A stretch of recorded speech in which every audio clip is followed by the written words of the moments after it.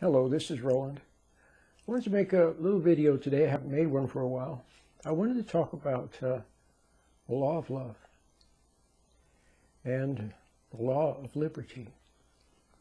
Paul and Peter talk about the law of liberty. Liberty and freedom, and also love. And here's what I want to say, and that is this: that there is no freedom in nature. There's no liberty in nature. Everything has to conform to laws and to forces. There are forces that bind things together. In the atom, you have what's called a strong force. It somehow binds, and I know how it does it too. It somehow binds the protons, neutrons together. You would think they would repel each other, being of like charge, the protons, but no, they're bound together by this strong force. And the electrons are held in orbit by electromagnetic force. Molecules, or atoms, bind together with covalent bonds or ionic bonds. And the atoms form molecules, and the molecules come together, and they form matter.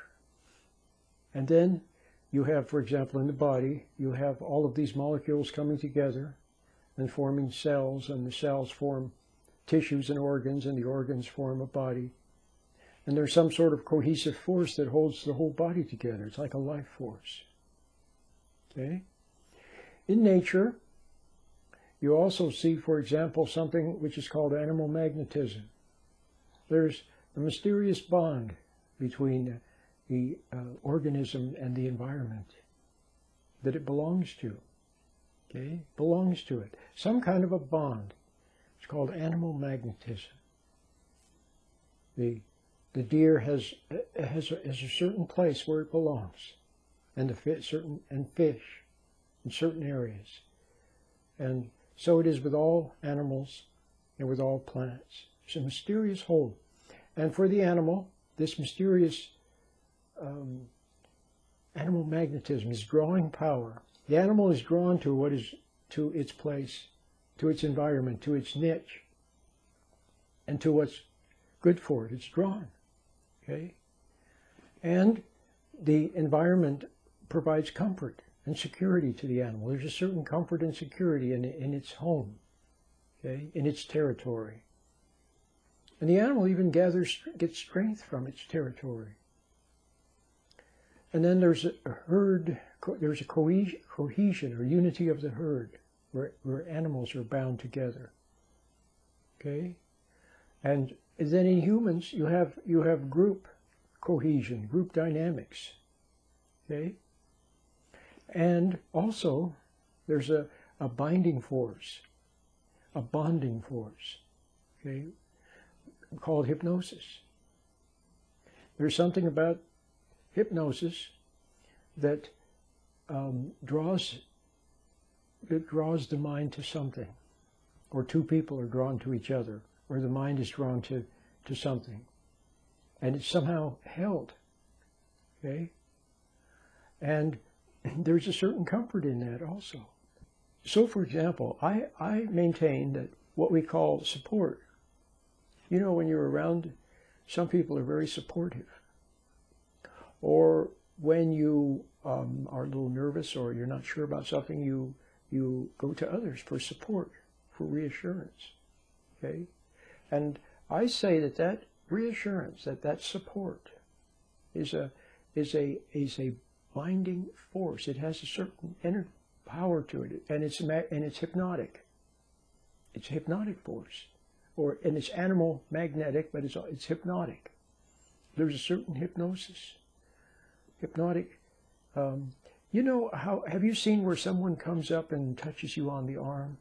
They put their arm on your hand on your arm or something, and they lean over to tell you something.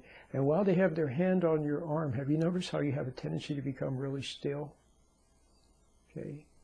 There's some kind of and that arm, that hand on you, you know, if it's welcome, it's not obtrusive, is somehow compelling, makes you to be still, but it's also supportive.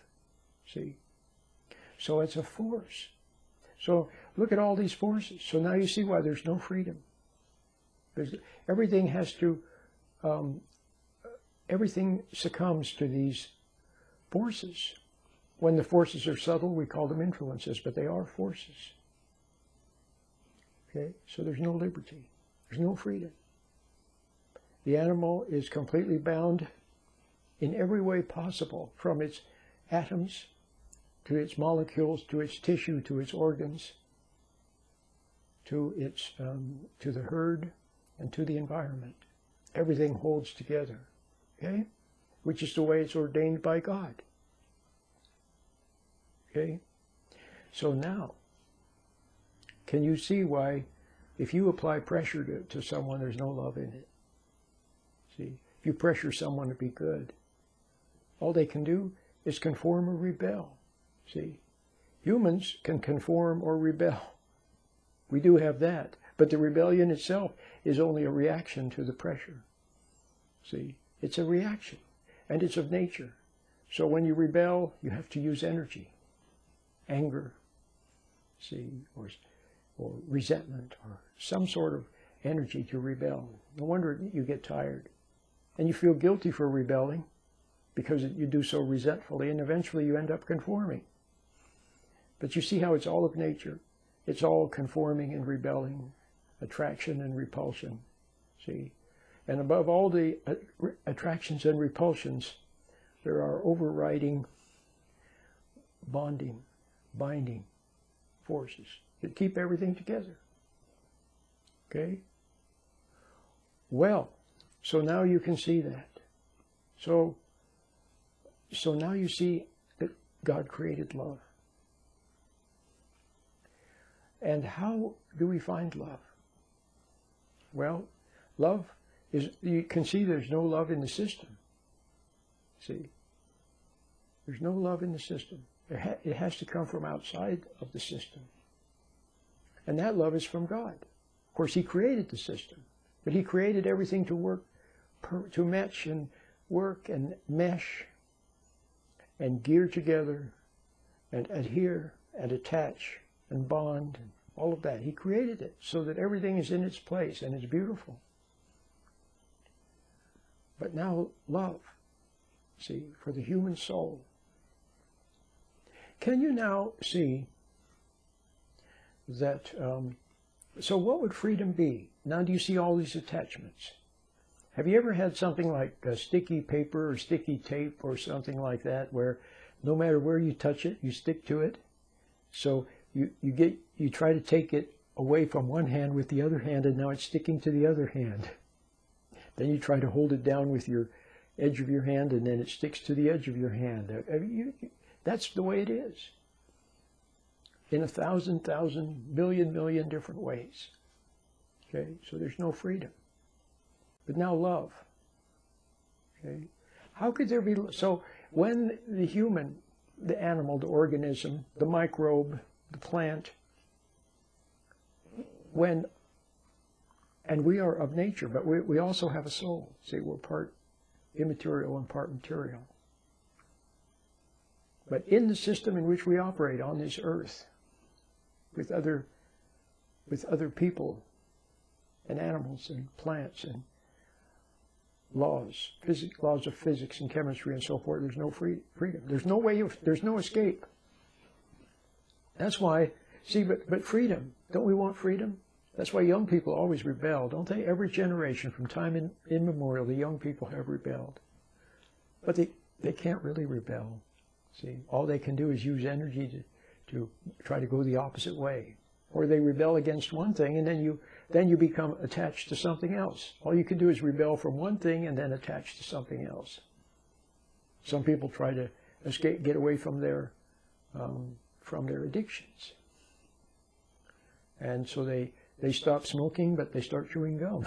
Then they see they're addicted to chewing gum, so they give up chewing gum, and then they take up toothpicks, and now they're addicted to toothpicks. Sometimes a man tries to, or a lady tries to rebel against one partner and then ends up enslaved to it. They have to find another one to enslave themselves to, or go from the bottle to religion and from religion back to the bottle, or rebel against one religion and then join another group and you're even more enmeshed there. You see, there's no freedom. Well, but there is. And that's what I want to give you a hint of in this video. I want to keep it short. Freedom is when the soul when the soul attaches to God. See? When the soul, out of love, see, willingly, yearns for the innocence and the goodness that it's never known, but that it somehow yearns for. And then as the soul begins to find God, then God frees you. You see, it talks in the Bible of being set free. Christ said, whom the Son of Man sets free is free indeed. So you have to be set free from these million hypnotic and all these bonds. See, free from the pressures all around you. And that happens as you adhere to God. And you adhere to God in love. Okay? And as you adhere to God, you stop reacting to the outside, because you're no longer subject to the outside. Now you're subject to God. You're subject to God. And the way you can tell that you are subject to God, as you, for example, if you begin my meditation and begin this practice of detachment, detaching, see, and observing thought, as I teach, okay, then you become free. You find that you're not reacting. You're reacting less and less. Things that used to upset you don't upset you anymore. Now you just look at them, or perhaps have with a little bit of amusement. See?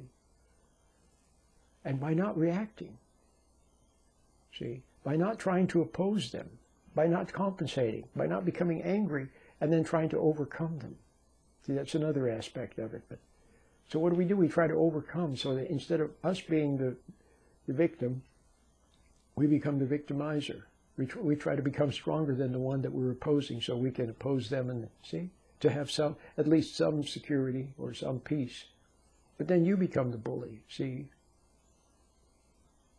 But all of this, see, free from that. So no longer when people come with their taunts and teases and their cunning and their cruelty and their seductions, you are no longer reacting. When you don't react, you don't give up energy. When you don't give up energy, you remain whole. And you save your emotions for God.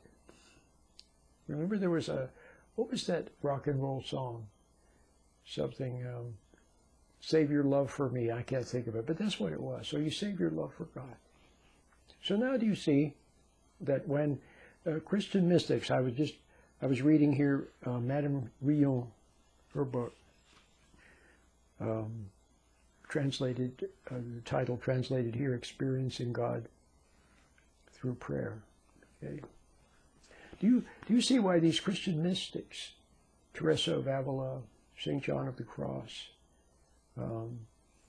Madame Rion, many of them, they talk of their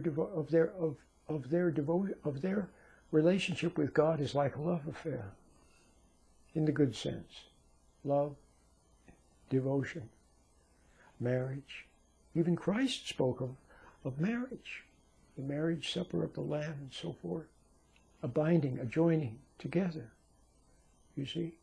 And the more closely you are bound to God, with each time you stand back from something that before you would have reacted to and that would have bound you, each time when you stand back now, you snip another attachment, another bonding, another binding.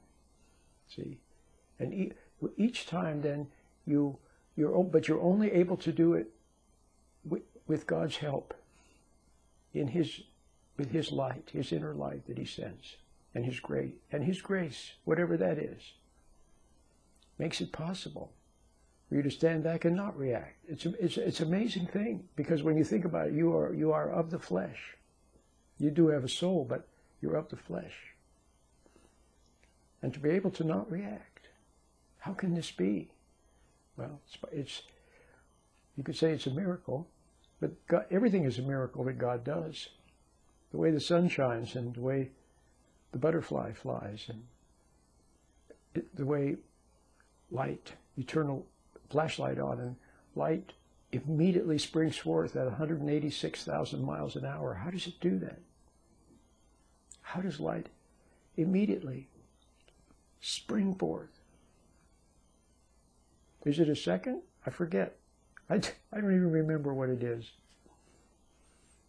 Here I am with all the math and physics that I do all the time. I'm drawing a blank, but it's fast. Let's put it that way. But it springs forth 186,000 miles per second. Can you imagine how fast that is? How does it do that? It's a miracle. But everything God does is magic. Magic, that's a better word. Not miracle, magic. Everything God does is magic. So through his magic, you are able to now begin to be free of those bonds and attached to God. Free of the earthly enmeshment of the world. Remember, Christ said the love of the world makes for enmity with God. Worldly love is enmeshing, isn't it? It's sticky. See? Because it's not really love. It's supportive. Remember, I talked about that supportiveness is a form of hypnosis. It's a form of binding. When you accept something from someone else to your ego, when you accept some offering to your ego, even if it's just support, then you find yourself somewhat beholden to them, don't you? You do. Even if you accept a free lunch from someone, now you're beholden to them. You find you're less free. You can't speak up to them. See? Well, what you need to do is to learn how to be free, so you can creatively rebel instead of rebelling angrily. This time, rebel in love. See, and when you don't respond to others with your usual anger at them, for example, or your usual pressure, or your usual resentment, whatever it is, when you don't respond to them, see, then they don't have to respond in turn to you, to whatever you do. And they are a little bit free. And they're free to what? They're free to reach within and perhaps found what hopefully you will have found. Your Creator within. And they begin to bond to Him. And all these words like devotion, for example. You hear the mystics, they always talk about devotion. You see that devotion is a facet of love. See? It's a facet of love. They're devoted because they love God. See? So their devotions are not a drudgery at all. Their devotions are just natural. Devotion, love, and then patience with others. When you're attached to God, see, then you're patient with others and you have understanding. And all of these beautiful things come to pass, and you become more and more free, progressively freer and freer and freer, because you are bound to God, see, instead of bound to the world. And you're bound to God in what kind of a bond? A bond of love. You love God. God loves you. He loved you first. And then in return you love Him. You need Him. See? You want to be close to Him. That's how it begins.